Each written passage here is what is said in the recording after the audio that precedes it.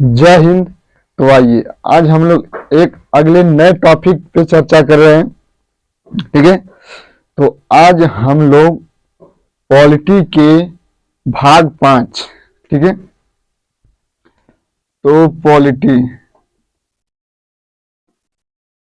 Polity के भाग 5। कितने भाग है? 5। मैंने आपको लिखाया था, आप चाहे तो हमारी पिछली वीडियो जाकर देख सकते हैं कि हमने उसमें भाग को लिखवा दिया था। लगभग 14-13 भाग मैंने आपको लिखा दिए थे। बाकी जो है कि अगले हम लोग कर लेंगे बाद में। ठीक है, तो जिसे भाग 1 में कहा गया था कि संघ एवं उसके राज्य क्षेत्र।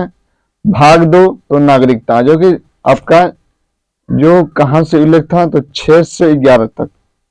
ठीक है, भाग 3 में बताया गया था कि मौलिक अधिकार या मूल अधिकार, जो कि 12 से 35 तक। ठीक है, और भाग 4 तो राज्य के नीति निर्देशक तत्व वो थे 36 से 51 तक। और भाग जो है कि 4 का और 51 का आपका जोड़ा गया था। ठीक है, मूल कर्तव्य। तो हम लोग आगे हैं भाग 5। ये भाग 5 बात करता है किसकी? संघ की। देखिए, संघ में ही आएगी संघ की कार्यपालिका, संघ की विधायिका, संघ की न्यायपालिका। तो संघ की विधायिका, संघ की कार्यपालिका, संघ की न्यायपालिका। तो जो संघ की विधायिका है ये क्या करती है भाई? तो संघ की विधायिका आपका क्या करेगी? कानून बनाएगी। जो संघ की न्यायपालिका है वो क्या करेगी? कानून की व्याख्या करेगी। कार्यपालिका का कार्य क्या है? तो वह क्या करेगी? कानून को लागू कराती है। ठीक है, तो आइए देखिए इसमें ये भाग 5 है। अनुच्छेद कहां से? 36 से 52 से लेकर 151 तक क्या इसका प्रावधान है? उल्लेख है आर्टिकल 52 से 151 तक। ठीक है, और इसी में हम लोग देखेंगे कि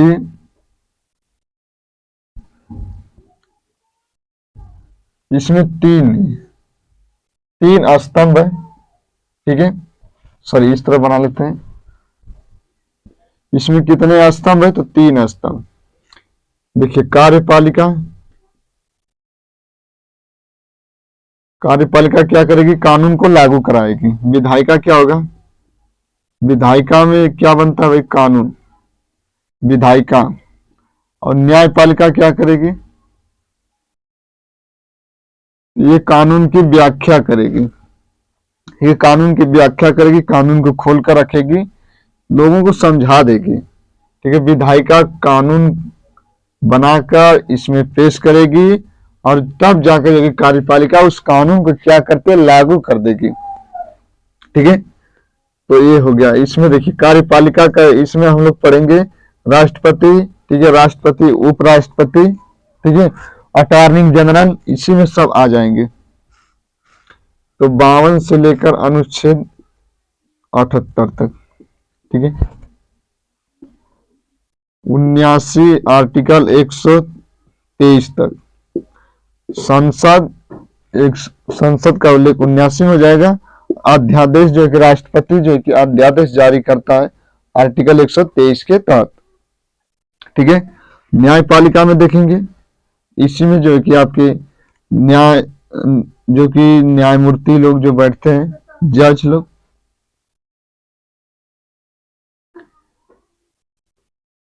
एक 124, 147 ये आर्टिकल है। इसी न्यायपालिका में जो है कि हम लोग पढ़ते हैं अलग से CAG। ठीक है, नियंत्रक एवं महालेखा परीक्षक 148 आर्टिकल 149 तक। ठीक है,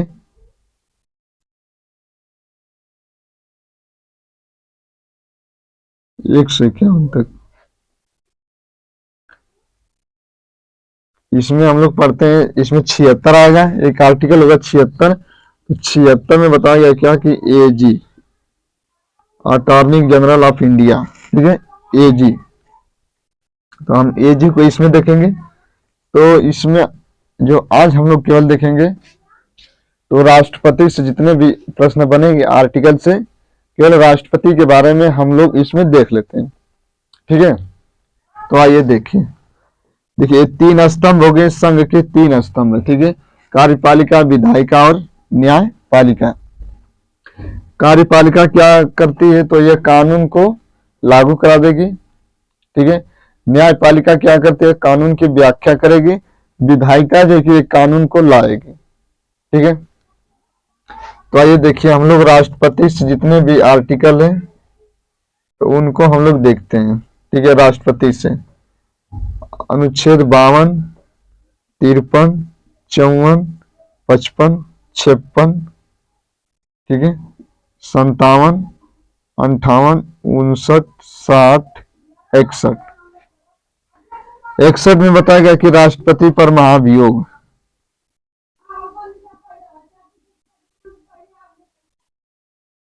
महाभियोग, देखिए महाभियोग की प्रक्रिया 61 में है, ठीक है। महाभियोग की प्रक्रिया 61 में एग्जाम में बनेगा कि महाभियोग की प्रक्रिया जो है कि 61 में, तो महाभियोग जो शब्द है उसका प्रावधान कहां पर है, तो वो आर्टिकल होगा 56 में, ठीक है। 56 में यहां पर मिलेगा आपको, ठीक है। और देखिए 60 में क्या है, तो शपथ, 60 शपथ, 60 है शपथ, 100 से 60, ठीक है, और 100 से शपथ, ठीक है। 59 में बताया गया क्या कि पद की शर्तें, पद की शर्तें क्या होंगी। हम लोग जब ये केवल हम बस आपको राष्ट्रपति की जो आर्टिकल है बस उसके बारे में आपको बता रहे हैं, ज्यादा व्याख्या नहीं कर रहे हैं, ठीक है। जो कि एक रिवीजन के तौर पर आप इसको क्लास को ले सकते हैं, देख सकते हैं, ठीक है। 58 में क्या है,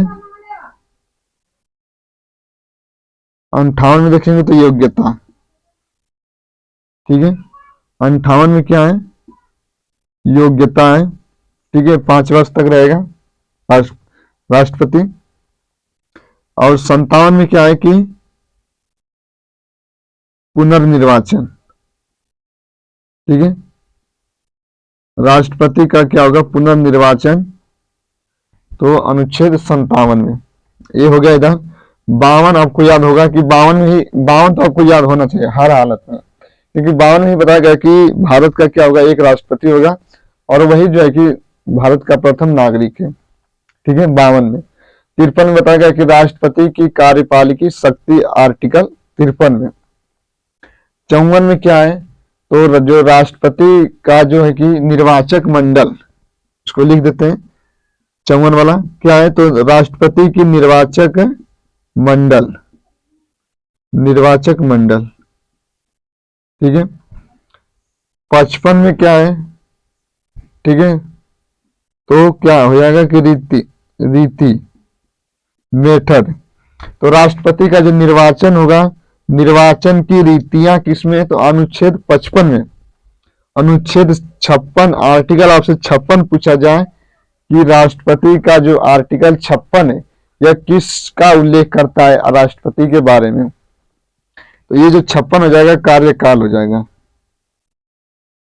कार्यकाल, आर्टिकल 56 में, ठीक है। और एक बार जो है कि आइए सभी को हम रिवीजन कर लेते हैं, ठीक है। तो 52, 53, 54, 55, 56, 57, 58, 59, 60, 61 तक हम लोगों ने देखा कि 52 में कहा गया कि भारत का क्या होगा, एक राष्ट्रपति होगा, वह जो है कि प्रथम नागरिक होगा, ठीक है।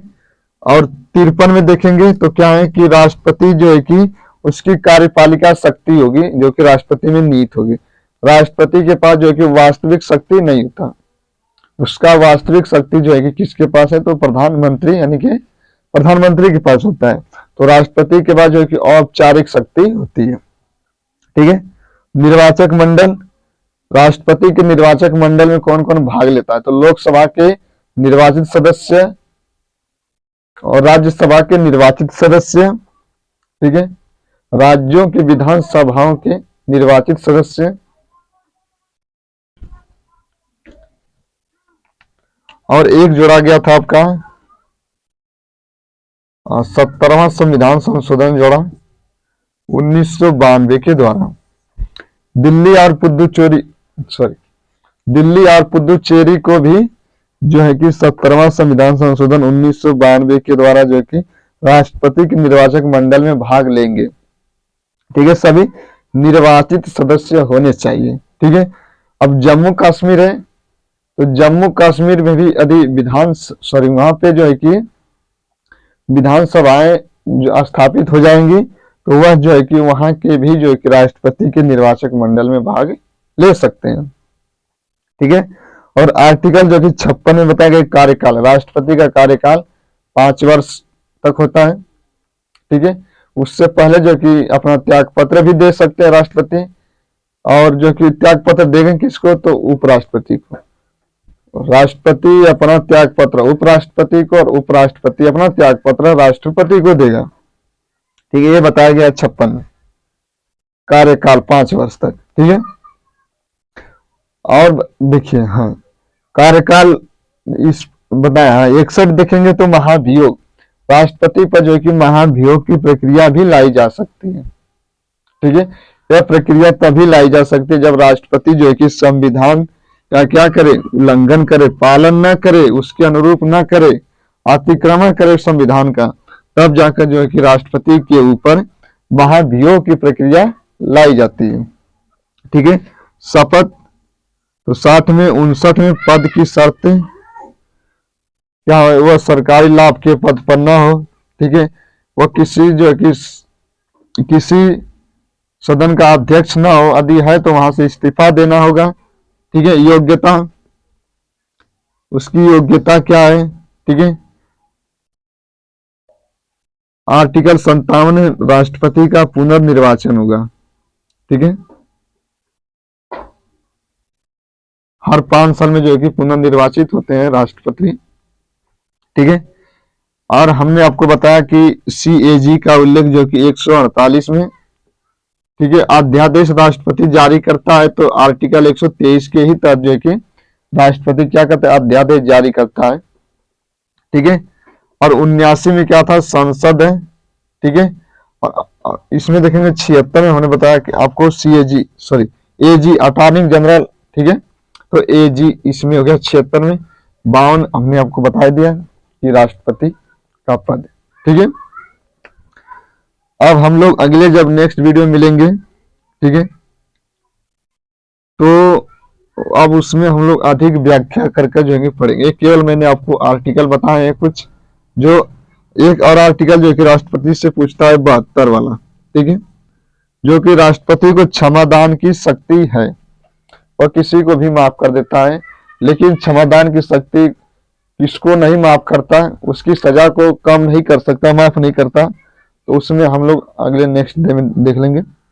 लेकिन क्षमादान की शक्ति जो कि 72 का प्रयोग करता है राष्ट्रपति, जिसको चाहे क्षमा कर देता है, लेकिन कुछ ऐसे हैं जो कि राष्ट्रपति भी उसको माफ नहीं करता है। ठीक है,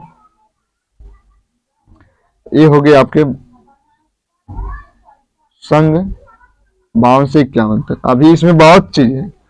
ठीक है, अब देखिए यहाँ 79 है, तो 123 तक हम जब चलेंगे तो इसी में आपको संसद के बारे में पढ़ाएंगे, लोकसभा, राज्यसभा, राज्यसभा के उपसभापति। ठीक है, लोकसभा के सभापति। ठीक है, इसी में जो है कि आपका जो है कि क्या होते हैं MP, सबको हम लोग इसमें देखेंगे। ठीक है, तो आज के लिए इतना है, मिलेंगे अगले नेक्स्ट डे में। जय हिंद, जय भारत।